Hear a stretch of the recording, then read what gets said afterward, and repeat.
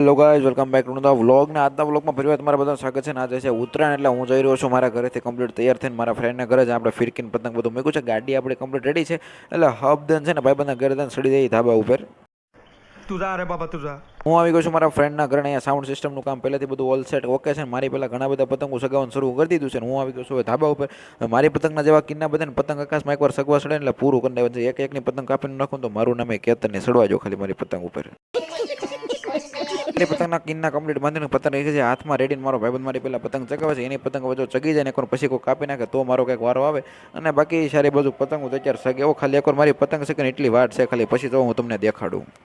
A few moments later. બેની વચ્ચે છે ને હું હલવાનો છું. ઓછા નામે સવારથી એક જ પતંગ સગાવી એક બીજો કાપી ગયો ને એની નામે વચ્ચે બે બાધી બાધી છે 10 પતંગ છે ને ફાડીને ઢીકલો કરી દીધો છે. અને નવી પતંગ પાછી સડાવી જવા જે થાય હાસું નાખી એટલી પતંગ તો છે ને બગાડીને કચરો કરી જ નાખી છે. इन दोनों के लफड़े पे मेरे को क्यों फंसा के रखा है? उठा ले रे बाबा, उठा ले.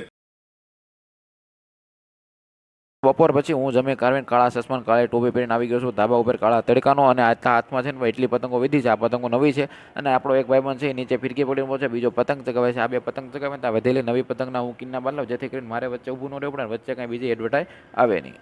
शाबाश बेटा. પોપટભાઈ હેરાન સાથે છે એના ધર્મપત્ની પાયલ પે એ બે પતંગ A few moments later. પહેરે તેની પતંગ છે કમ્પ્લીટ કિન્ના બાંધીને રેડી કરી લીધી છે. અને એના ઇન્સ્ટાગ્રામમાં અપલોડ કરવા માટે એક રીલનું શૂટિંગ એનું હાલે છે. શૂટ अब तुम लोग गलती से अगर नए हो तो सब्सक्राइब करो, वो जो लाल वाला बटन है उस पर अपने जीजा जी फेंक के मारो या फूफा जी, मुझे नहीं पता, बस क्लिक हो जाना चाहिए.